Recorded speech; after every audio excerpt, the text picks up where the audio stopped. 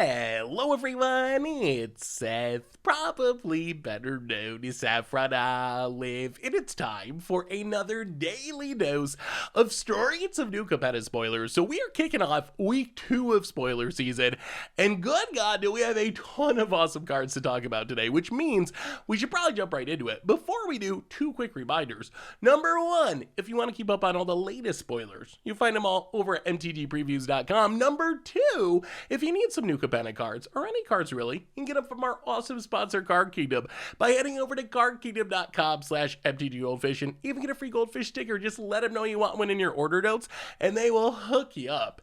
Anyway, let's talk Streets of New Capenna. First up today, we got one of my favorite cards from the set, maybe my favorite card from the set so far, and one of the sweetest equipment ever printed in Luxior Giada's Gift, a 1-mana legendary equipment that costs 3 to equip or 1 to equip to a Planeswalker. And it says equip creature gets +1/+1 for each counter on it. An equip permanent isn't a Planeswalker and is a creature in addition to its other types. Loyalty abilities can still be activated. So Luxior on level 1, it works well with things with counters. Like, you make a big fractal summoning, you put Luxior on it for 3 mana, you're gonna double its power because you're getting +1/+1 for each of its counters.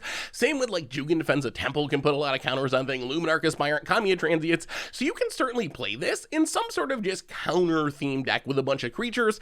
3 to equip isn't super efficient, but it's not bad. What makes Luxior so interesting though is its ability to equip to a Planeswalker for 1 mana. This essentially lets you turn any Planeswalker into a Gideon. Gideon's gimmick is it can turn into creatures and beat your opponent down. Luxior can do this to any Planeswalker for a single mana. Take Gideon Jura, for example. It has 6 loyalty. You play Luxior, you put it on it for 1 mana. It's going to be a 6/6 because it has those 6 loyalty counters. And then it can grow. If you plus it, it gets more loyalty, which is going to be more pumping with Luxior.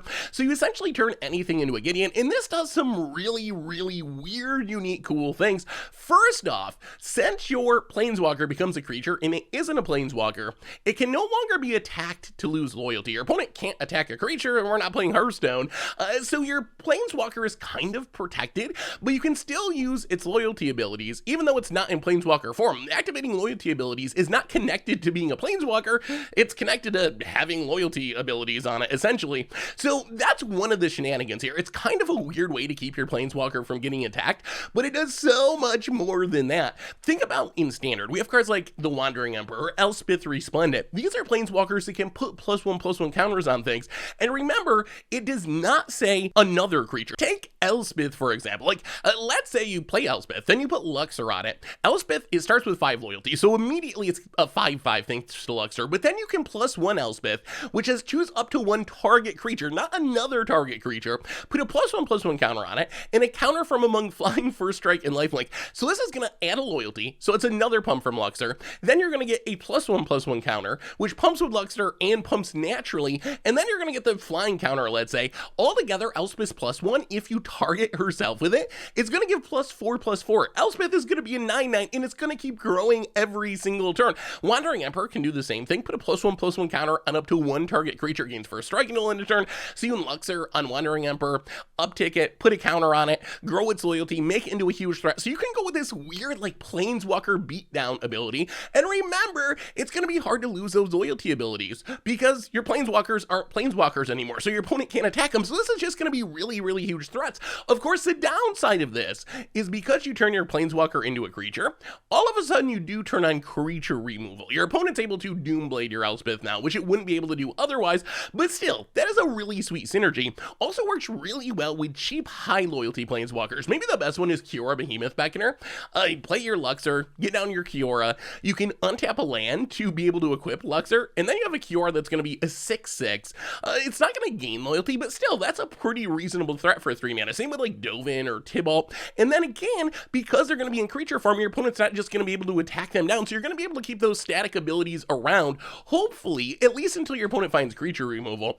It also does some absurd things with the Ozolith. Maybe my favorite trick with Luxior is using it like a weird doubling season to instantly ultimate a Planeswalker with the help of the Ozolith. So let's say you get down to Nicole Bolas or a Tameo Field Researcher, you put Luxior on it, then what you can do is ephemerate your Planeswalker, because now, of course, it's a creature, it's going to put all of its loyalty counters onto the Ozolith, and then the Planeswalker is going to come back. You can re-equip Luxior to turn it back into a creature, go to combat. When you go to combat, you can put all the loyalty counters from the Ozolith back on that Planeswalker, so it essentially doubles up the loyalty, just like a doubling season, which means you can instantly ultimate in a Kobolas or a Tamiyo Field Researcher and many other Planeswalkers in the same turn. So kind of janky build around, but if you're playing like a commander deck or something, some sort of 5-color Planeswalker pile, it is a really sweet synergy. And plus, once you get the Ozolith going, you can move counters from one Planeswalker to another in this way as well. You can equip to your Nicol Bolas and blink it, and then able to get counters on the Ozolith, and then put those counters on whatever Planeswalker, a Tamiyo, that you turn on with Luxior.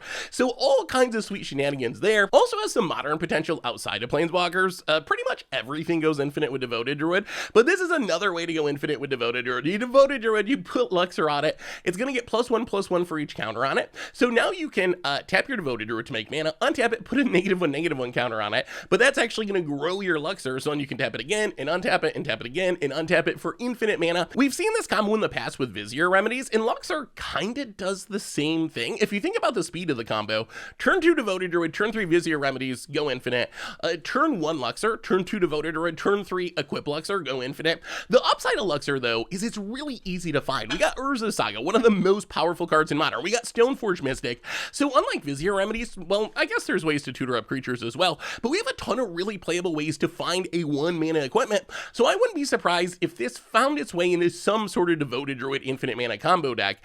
Also just seems sweet with Hardened Scales decks. If you've ever seen the Hardened Scales deck, we just played Energizer Buddy Scales a couple days ago on Mucha Brew. You're trying to grow this one huge creature with +1/+1 counters. It's already an Urza Saga deck, so you can play this as a one-of, you can find it consistently, and then you just double the power essentially. If you're Walking Blister, your Arcbound Ravager, whatever you're dumping all the counters onto. Plus you got the Ozolith for more shenanigans. You can even add some Planeswalkers to the deck if you want to go really deep. And then maybe my favorite thing to do with this card is use it with Mirror Box. So we played this Mirror Box deck in Modern, and we were going through great lengths to try to turn our Planeswalkers into creatures so we could copy them with clones.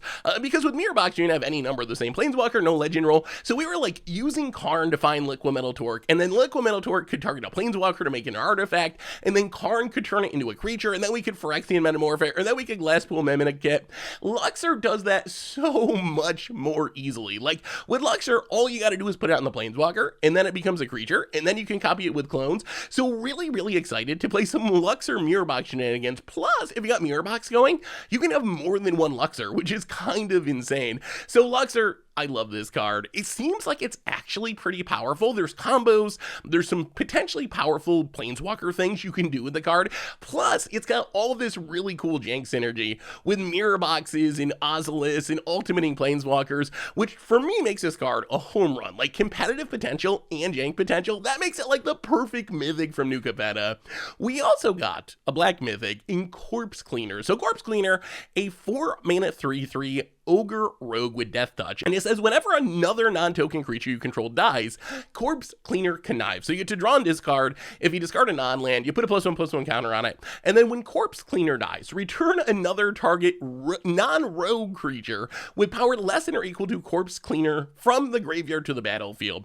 So Corpse Cleaner, kind of an interesting option for a sacrifice deck. Like if you're able to repeatedly sacrifice stuff, you're going to grow this into a pretty big threat, and you're going to do a whole bunch of looting to fill your graveyard, and then when this eventually dies, you can do some reanimating. The downside of this card is it does start off as a hill giant. Like at base level, it's a 4-mana 3/3, which in 2022 is not especially exciting stats. Although if you're a sacrifice deck and have free sack outlets to start sacrificing stuff, it is going to grow pretty quickly, and Death Touch is a huge upside. Like that makes this much more playable. You're probably wondering, why does it say non-rogue on that? And I think that that is mostly to keep it from going really easily infinite with clones.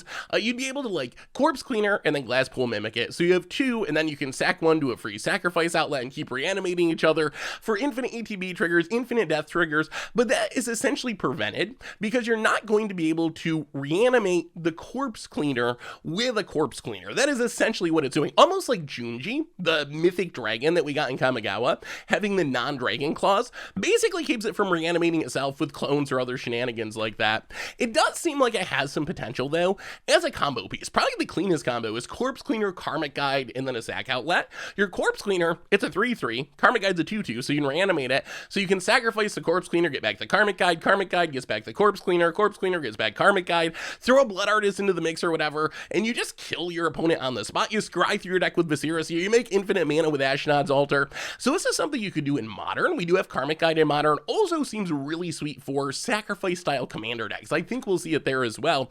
In Standard, it seems fine in some sort of sacrifice style deck where you're just like playing your lulls, maybe you have some other reanimation synergies like Junji, maybe you're sacking Shambling Gas. This is just kind of drawing through your deck, filling your graveyard. You're able to kind of get some stuff back from the graveyard, just generate some value, grow your lulls, do some looting, find the pieces that you need, and then you can do some neat synergies with Junji and Corpse Cleaner. Like if you can grow Corpse Cleaner enough that it can reanimate Junji, you can kind of do a little mini version of that combo we were just talking about, where you can sacrifice Junji to get back Corpse Cleaner, and then sack a couple other things to grow Corpse Cleaner, and then sacrifice it to get back Junji. That's a lot of triggers for your Meat Hook Massacre or whatever, although it is important to keep in mind, because Corpse Cleaner is only a 3/3, to make this work, you do have to sack 2 other creatures every single time you go through the loop, which means you are going to run out of fuel pretty quickly. So this isn't going to go infinite, but still, you can probably get a decent amount of sacrifice value out of it, and maybe even parlay that into a Meat Hook Massacre victory or whatever. As far as older formats, I'm a little skeptical of Corpse Cleaner, mostly because Yawgmoth Thran Physician exists. In every format from Historic, in Modern as well, Yawgmoth is just absurd in the 4-drop slot in a sacrifice deck. It just often comes down and wins the game, or draws you 7 cards, or like wrasts the board. It offers a ridiculous amount of value. Corpse Cleaner is not going to do that. So I feel like this is kind of competing with Yawgmoth in a lot of the same decks, although there is a shell where I really like this in older formats, which is Rally the Ancestors or Return to the Rank style sacrifice decks. If you've ever seen these style of Aristocrats decks, the idea is you play a bunch of janky creatures, and then you sacrifice them all. And then you get them all back with your Rally the Ancestors or your Return the Ranks. Hopefully get a Blood Artist going so you're draining your opponent as you go along. Corpse Cleaner seems awesome for that style of deck, because every time you sack a creature, you're going to be able to loot thanks to Connive, which is going to get even more creatures in the graveyard for your Rally the Ancestors or Return the Ranks, to make sure that when you cast your big reanimation spell, you're going to be getting back enough creatures that you kill your opponent with Blood Artist triggers. So I'm definitely hyped to try a new take on Rally the Ancestors. Maybe in, I don't know, Pioneer, maybe in Modern, not sure what format yet, but I think that Corpse Cleaner could be really, really good there.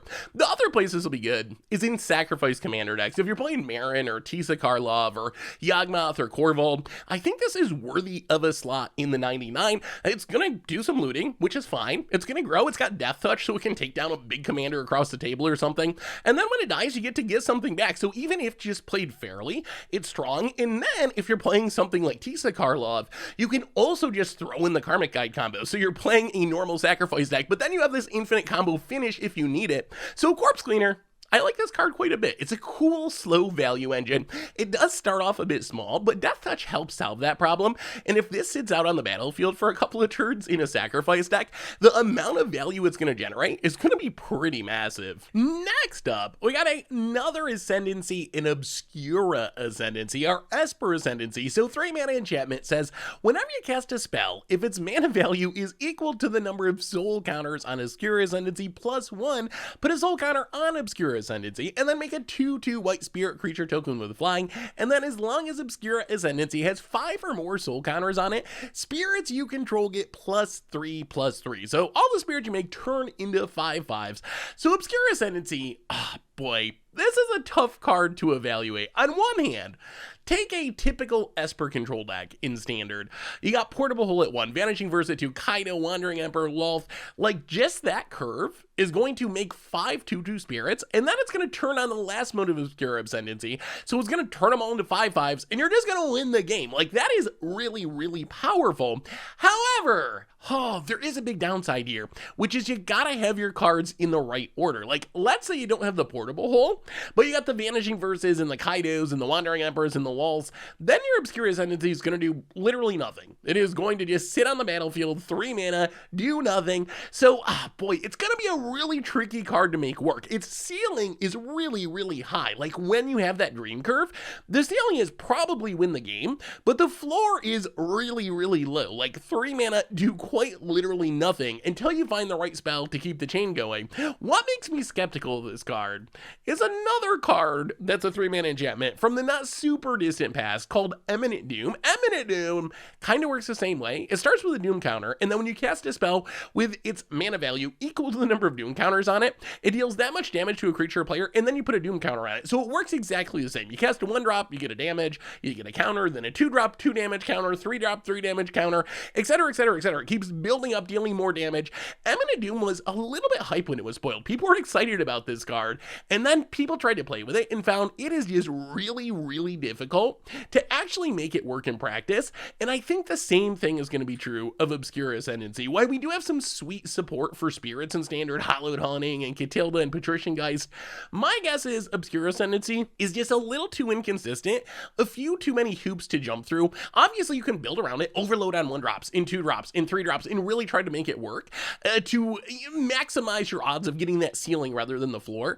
But it just seems like a lot of effort to really make this card good. And then once you get back past standard, it just doesn't really do what Spirits wants. There are Spirit Tribal decks in every format from historic all the way back to modern, and those decks are really good, but those decks are mostly like aggro tempo style decks. They're trying to kill the opponent. They don't want to take turn 3 to play an enchantment that does nothing in hopes that they can cast a 1-drop the next turn and get a 2/2, and then hopes that they can cast a 2-drop the following turn and get another 2/2, and eventually turn it into a Lord for their spirits. They just want to cast another Lord and beat you down and try to kill you. So I think Obscura Ascendancy, it's a cool deck building challenge style card where you can try to build a deck to make it good, and when it works, it's actually going to be incredibly powerful. It is a card that can win the game by itself. Like, you don't need another threat in your deck if you can go through all the modes of this card. On the other hand, I think that we're going to find once we start building around it that it's just a little too inconsistent, and it's going to be a lot harder than it looks to hit all those modes. It's going to be easy to focus on, oh my god, that curve, 1-drop, 2-drop, 3-drop, 4-drop, 5-drop, win the game, instead of focusing on, oh no, what if I don't have the 1-drop and this does absolutely nothing. So I think this is probably going to be a sweet against the odds style card, but I would be surprised if it actually made it in top tier decks. We also got Hostile Takeover, which I think is a limited bomb, but I don't know about constructed. So 5 mana Grixis sorcery. It says until end of turn, up to 1 target creature's base power and toughness becomes 1/1, and up to 1 target creature's base power and toughness becomes 4/4. Then Hostile Takeover deals 3 damage to each creature. So essentially, this is a Anger the Gods for 5 mana, except there's a bit of a twist. You can take and turn one of your small creatures into a 4/4 so it survives the damage, and you can turn your opponent's biggest creature into a 1/1 so it dies to the damage. So there is a way that you can get value out of this. It can be a lot for 1 when it goes well.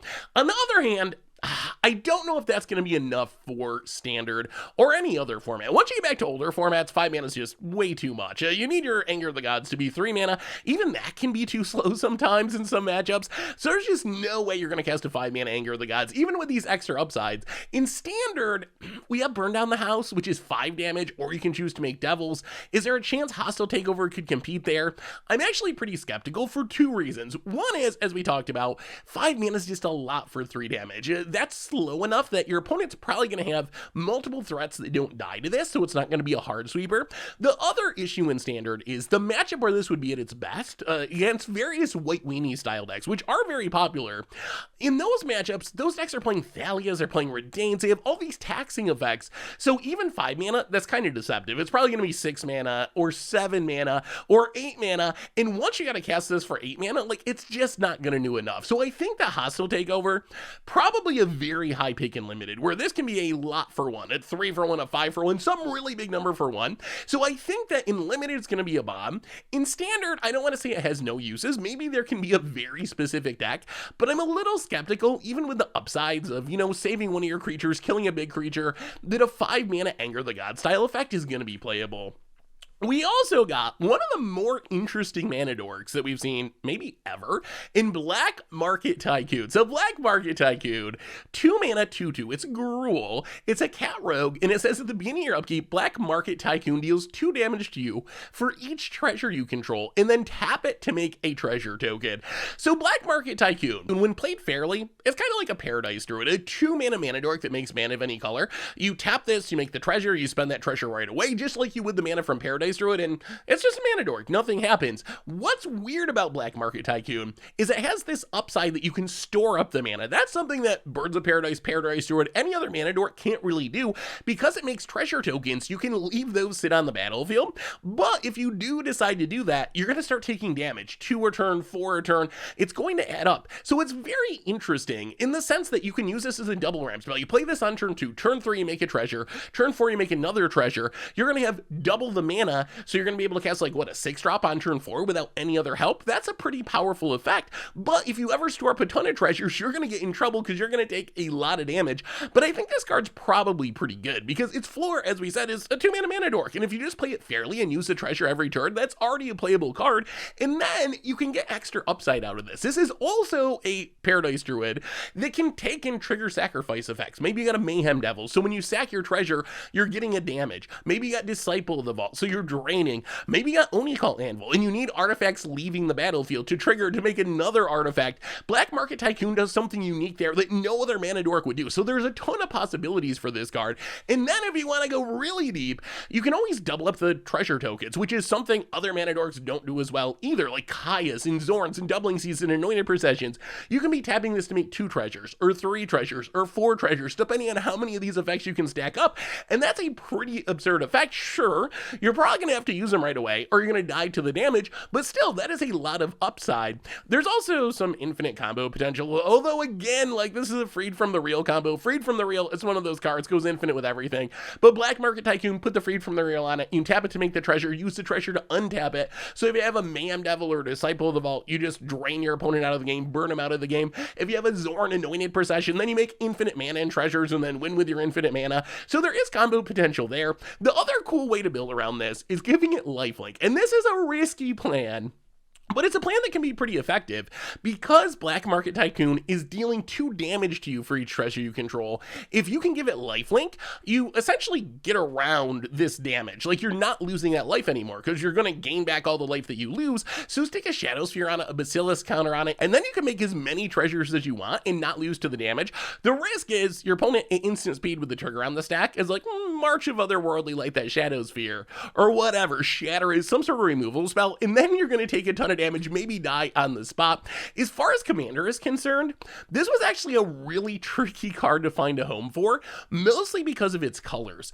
The treasure decks in Commander are typically not in Gruul. You got like Magda style decks, which are mono red. There isn't really a Gruul treasure deck at this point. And then a lot of the sacrifice decks aren't in those colors as well. The best home is probably Korvold, where you're just making these treasures that are another thing you can sacrifice to trigger your Korvold. So it probably works there. And as we said before, like, it can work in a random token style deck. It could be pretty good where you're getting double the treasures out of your Black Market Tycoon, and the floor is high enough as just a random mana dork that you could really throw in any deck you want. It's also a cat if you're playing Rin and Siri or whatever, could have a potential home there as well. So Black Market Tycoon, card's really interesting. This is a really unique take on a 2 mana dork. It's got the upside that if you build around it a little bit, it can be really powerful. If you're willing to take some damage, you can store up your mana, which is also really powerful, although it does come with risk that if you go too far, you might die to your own treasure tokens. Next up, we got a pretty sweet Esper rare, an Obscura Interceptor. So Obscura Interceptor, 4 mana 3/1 Cephalid Wizard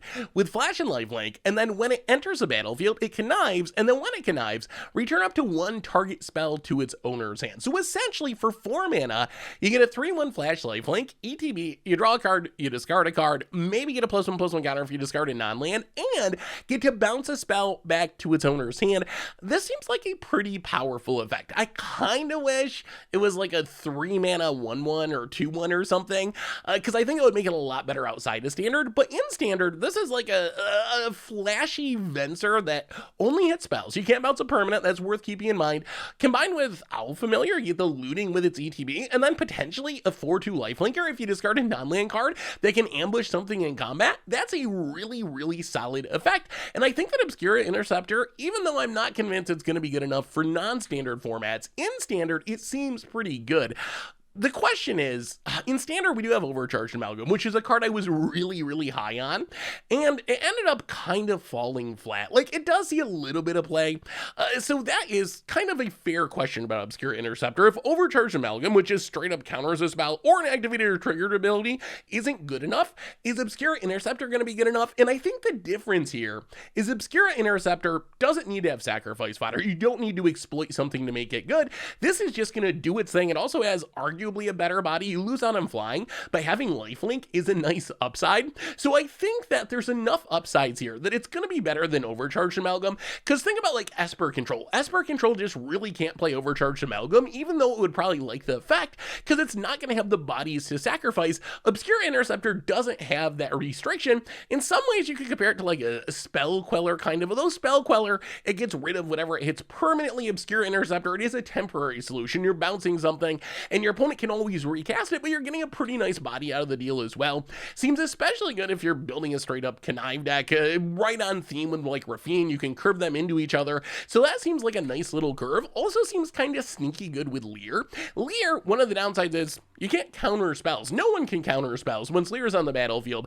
However, Obscura Interceptor doesn't counter a spell. Plus, it fills the graveyard with Connive to power up your Leer. So I wouldn't be surprised to see these two cards work really well together, with Interceptor being kind of like a pseudo counter spell, like we used to see with Divide by Zero before it got banned, that works with your Leer plan. Another possibility is just blinking this a bunch. If it does make it in older formats like Historic or Modern or whatever, it's probably going to be because you can use Ephemerate with it. That actually seems like a really, really solid plan. Like in Historic, imagine flashing this in, bouncing your opponent's big spell, and then the next time your opponent plays something, Ephemerating it, bouncing, conniving again. That seems like a nice little line. So Obscura Interceptor, if 4 mana, I'm a little skeptical that it can make it in a format like Modern, but in Standard, this offers a lot of value, and I do think it's better than some of the other options that are competing for this lot. It's big, it's lifelinking, seems like a control all-star, and also a great piece for the Esper, tempo-y, aggro-y, connive style deck. We also got the biggest 3-drop in Standard in Shakedown Heavy. So Shakedown Heavy, 3 mana black, 6/4 Augur Warrior with Menace.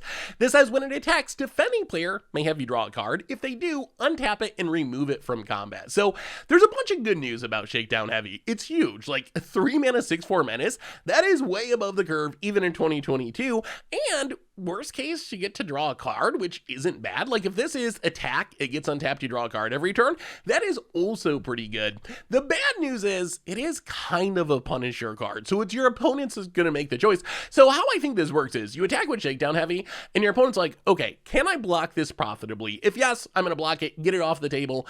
And some decks are going to be able to do that. Just throw 2 creatures in front of it, lose one of them, and have the problem be dealt with. So that's step 1. If no, then can I afford to take 6 damage? If yes, then I take 6, and next turn I try to draw a removal spell or whatever. I'm playing another blocker so I can block it profitably. If that doesn't work, then I move on to, okay, let you draw a card mode. So your opponent's going to have control over this. So they're going to choose whatever option is best for them, not whatever option is best for you. And historically, Punisher cards end up playing a lot worse than they look, just because your opponent's the one that gets to make the decisions. That doesn't mean that Shakedown Heavy is unplayable. This is kind of a weird twist on Dark Confidant, I guess, where it can be drawing you a card each turn or getting in for a ton of damage. It is really, really big. It's like if Rotting Regisar was a Dark Confidant. That's what Shakedown Heavy is. On the other hand, it can be a pretty good defensive creature. Let's say your opponent does untap it, or maybe you don't even attack with it, you just stay on defense. It does shut down a lot of aggro creatures. At the same time, one of the hallmarks of current Standard is creatures pumping each other, and also just big creatures, Old Growth Throws, Yasharns, Adalines. Those are all big enough that they can tangle with Shakedown Heavy on their own, and even some of the small creatures like Luminarch Aspirant or Kami of Transients or Alana and Elena Partners, they're growing big threats that are going to be able to block the Shakedown Heavy. I really wish it had a little bit more toughness. I wish it was a 6/6 or something. That would make me a little bit more hype. Or I feel like as a 6/4, it's not going to be that hard for your opponent to block it in combat. So I'm honestly a little bit skeptical of Shakedown Heavy because of its lack of toughness and because it's a Punisher card. That said, there is one place I'm really excited for this card. This seems like the best best way to make fight rigging work. Fight rigging, the best new hideaway card we've seen so far. And once you have a creature with power 7 or greater, Shakedown Heavy 6, and then fight rigging puts a +1/+1 counter on a creature each turn. That gets it up to 7 power right away. So this means you can do something like turn 3 Shakedown Heavy, turn 4 fight rigging, counter on Shakedown Heavy, 7 power, play a Jin-Gitaxias, play a Coma, play whatever huge massive thing that was hidden away under fight rigging. So I feel like that at a minimum is a really, really sweet deck that could potentially be good. Some sort of Sultai fight rigging Shakedown Heavy deck. And the other thing worth mentioning about this card is it's a warrior, so it does work with all these weird samurai or warrior synergies. Like Ryu is going to let it attack twice, and your opponent's going to have to make the decision twice. Do I let you draw 2 cards a turn? I don't think it really works with Ishin, though. With Ishin, your opponent's going to remove it from combat, so even though it's going to trigger twice, your opponent can choose to not do anything with that second trigger because your Shakedown Heavy is already going to be removed from combat. But it's worth keeping in mind, like, Shakedown Heavy into Ryu seems like kind of an interesting and pretty scary curve where maybe you're hitting for a ton of damage or drawing a bunch of cards. So Shakedown Heavy, we're gonna have to wait and see. Excited about the fight rigging deck, interested in trying it with Ryu. Skeptical of Punisher cards. Let me know what you think about this one. It's a really tricky card to evaluate. I'm gonna lean towards janky meme card, but maybe there's more potential than that. We also got our newest take on Wrath of God, Cull the Herd, 4 mana. Each player controls a multicolored creature, draws a card, then destroy all creatures. This is quite literally Shatter the Sky, except rather than caring about 4 power creatures, it cares about multicolored creatures. And I don't know, there's not a ton to say about this card. We got Doomscar in Standard. Is Cull the Herd better? Maybe in some decks, or maybe it's an extra version of Doomscar. In older formats, every format just has better options. We got Wrath of Gods and Day of Judgment, stuff that aren't going to draw cards. Maybe if you're somehow a creature deck with multicolor permanents and you're trying to Wrath and draw a card, this could have some upside. But I think I Cull the Herd, it's basically the newest take on not quite Wrath of God for Standard, and these cards traditionally see play in certain decks. We'll have to see if it can beat out Doomscar. Next up, we got Tolux Clever Conductor, a new Esper hybrid legendary human rogue. So this is one of those cards with a crazy mana cost. Hybrid Azorius, hybrid Dimir in blue. So it can be triple blue, it can be blue, blue, white, it can be blue, blue, black, it can be Esper. So when it enters a battlefield, it connives, which we've talked about before. You draw a card, discard a card. If you discard not only, you get a +1/+1 counter. When you discard 1 or more cards, exile them from the graveyard. Then when it dies, put the cards exiled with it into their owner's hand. Plus you get a 3/1. Or maybe if you hit with a connive, a 4/2 for 3. So Tolux, I think, is a pretty interesting card. You essentially get an ETB loot effect that comes with a built-in bag of holding. So anything that you discard is going to get exiled, and then eventually, hopefully, you're going to get those cards back, which means you're kind of not looting. It's almost a rogue refiner with suspend of some number, because the cards you discard, you're eventually, hopefully, going to get, which I think is a pretty powerful effect. So Tolux, I think its obvious home is in some sort of connive deck, because remember, its ability works with any card that you discard, not just its own ability. So this means if you're conniving a bunch with Rafine or Ledge Shredder or whatever, this is a way you can store up those cards, later get them back, get this huge burst of card advantage in the late game. And it works with other cards in Standard, like the Celestis. Seems great. You're just randomly looting, storing up cards, Tezzeret, Fable, the Mirror Breaker, Unexpected Windfall. So there's plenty of ways to be discarding cards in Standard to store them up with Tolux. And then maybe my favorite sneaky synergy is the weird treasure ramp cards. Magma Opus, Elemental Masterpiece, Creative Outburst. In the early game, you just discard them to make treasures, and then you're going to store them up under Tolux, and then with those treasures, eventually you lose your Tolux, sack your Tolux, whatever, get those cards back, cast them once you have the mana to win the game. So it's kind of a have your cake and eat it too type of thing with Magma Opus. We're able to get the treasures and still get the spells effect. However, there is a downside with Tolux, which is it needs to die to get the cards back, not just leave the battlefield. And this is especially risky in our current Standard, when if you look at some of the most played removal in the format, it's Skyclave Apparition, it's Brutal Cathar, Farewell, Fading Hope, Spikefield Hazard, Rite of Oblivion, all these effects that can exile a creature or bounce a creature. And if your plan is to store up a bunch of cards with Tolux, and you end up getting it exiled or bounced, you lose all those cards forever. So So that is the drawback, and that is a big concern. If it was a leaves the battlefield trigger, this card would be absurd, but since it's a dies trigger, you actually gotta be careful with it. Although it is worth pointing out, in this case, being a legend can be an upside, because if you ever store up a bunch of cards and you get nervous that maybe your Tolus is gonna get bounced or exiled, you can always play another copy to legend rule the first one and get your cards back, which is a neat trick. You can also just play ways to sacrifice it, a Deadly Dispute, a Little Chat, Skullport Merchant. So if you build around it, you can minimize that drawback. So I think that Tolus, it's a pretty nice value card. You can build around it and try to get this huge burst of card advantage, one with nothing yourself or whatever, to discard a ton of cards, or you can just play it fairly. Either way, it's going to be fine. Just keep in mind, it does kind of get got by exile or bounce base removal, so playing a sacrifice outlet or two might be worth it to get around that. We also got Cemetery Tampering, our black hideaway card. So Cemetery Tampering, 3 mana enchantment, hideaway 5, beginning your upkeep, you may mill 3 cards, then if there are 20 or more cards in your graveyard, you may play the exiled card without paying its mana cost, and this seems like a pretty easy hideaway to hit. Like 20 cards in your graveyard, especially with this being able to mill 3, isn't really too tough. It kind of calls back a little bit to Shelldock Isle. Obviously a bit of a twist, it only hits your graveyard, cares about cards in the graveyard rather than the number in your library, but it still kind of works the same way. If you self-mill yourself, you're going to be able to turn this on pretty quickly, and even by itself, it's going to get there relatively quickly with its mill 3. So as far as playing this card, one of the things I love about it is it has natural homes, like some sort of Reanimator style deck. Reanimator seems absolutely perfect. In Reanimator, what do you want to do? You want to fill your graveyard, and then you want big things to reanimate. Cemetery Tampering is just ideal for that. You can play it to mill and fill your graveyard and get your Toxtrolls or Djinns or Comas in your graveyard, so you can reanimate them with whatever Spirit Sisters card, Diagraph Rebirth, whatever strategy you're going with, and then because you're filling your graveyard, because you're a Reanimator deck, you're naturally going to be able to turn on Cemetery Tampering, and then because you're Reanimator deck, you're going to have big finishers, so hopefully you can get a Toxtrol or a Djinn or something under your Cemetery Tampering. So I'm really excited to try this in like standard Reanimator. It seems really, really good there.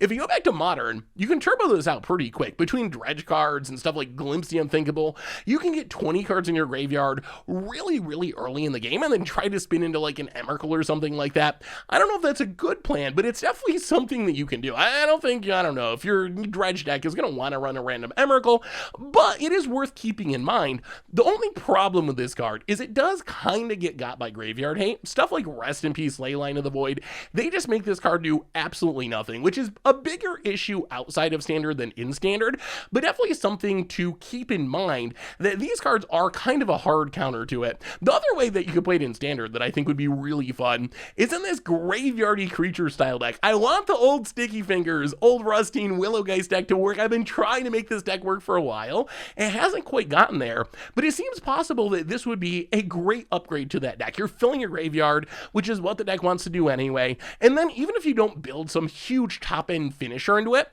maybe you hit a whatever, old Stick Fingers, maybe you hit a Vivian or whatever for free off of your Cemetery Trampling. Even that seems to be worth it. In Commander, I would consider this in essentially any graveyard deck. Like if you're in black and you're playing Sidisi or Madroltha or Nethroy or Jared or the Gitrog monster, I think this is probably good enough to consider at least.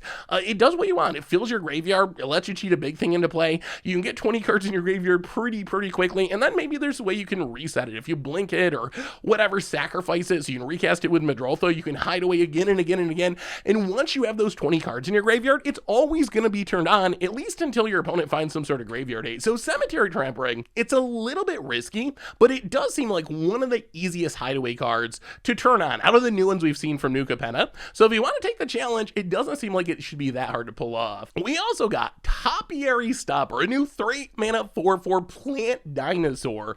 With Vigilance, when it enters a battlefield, search your library for a basic land card, put it on the battlefield tapped, and shuffle, and it can't attack or block unless you control 7 or more lands. So Topiary Stomper, I think this card's actually like pretty legit. It reminds me a little bit of Wayward Swordtooth as this undercosted 3-drop that doesn't really do anything until you get a bunch of stuff on the battlefield. Wayward Swordtooth, you just had to turn on the City's Blessing. Topiary Stomper, you need 7 lands, but still, it's getting 1 itself. It costs 3 mana, so it shouldn't be that hard to turn on. But the reason I'm kind of hyped about this card is 3 mana ramp is kind of the starting point in Standard. We don't really get rampant growth in Standard, so ramping a land out of the battlefield, it's a 3 mana ability. Path of Festival, Omen of the Hunt, Beanstalk Giant, Elvish Rejuvenator, that's how much you pay in Standard to ramp +1 mana, which means Topiary Stomper, there's not really much of a tax here. It's not like you're paying more because it's a 4/4 vigilance. So if you're looking for a ramp spell in standard, I think this is actually just like a really good option. Sure, it's not going to attack or block right away, but you know what else is not attacking or blocking right away? Your Beanstalk Giant, or your Omen of the Hunt, your Path of the Festival, and then eventually this is going to turn into a relatively helpful 3 mana 4/4 vigilant creature. So it seems like a great ramp card for standard. In Commander, I'm a little more skeptical about this card.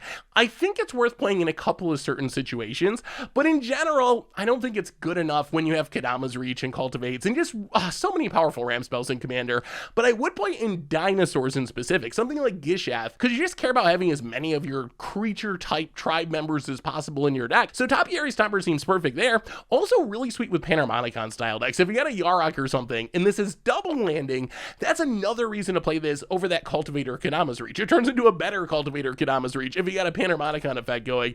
So Topiary Stomper seems pretty reasonable. I mean, 3 mana ramp spell, that's the going rate in standard. Eventually it's going to turn into a plant dinosaur with decent stats. And then in Commander, if you're playing something that cares about its tribe or doing Panharmonicon shenanigans, going to be good there as well. In the world of lower rarity cards, got a couple that I want to mention individually that are pretty sweet. Starting with Queza, Augur of Agonies, a new Esper Legend, a 4 mana 3/4 Cephalid Advisor that says whenever you draw a card, target opponent loses 1 life and you gain 1 life.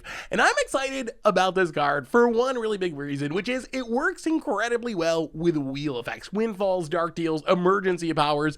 And one of my favorite decks that I ever built was this Smothering Tithe emergency powers combo deck where you're trying to chain together things like emergency powers with Smothering Tithe, which makes treasures because your opponent can't pay for the tithe, so you get the treasures to cast more wheels.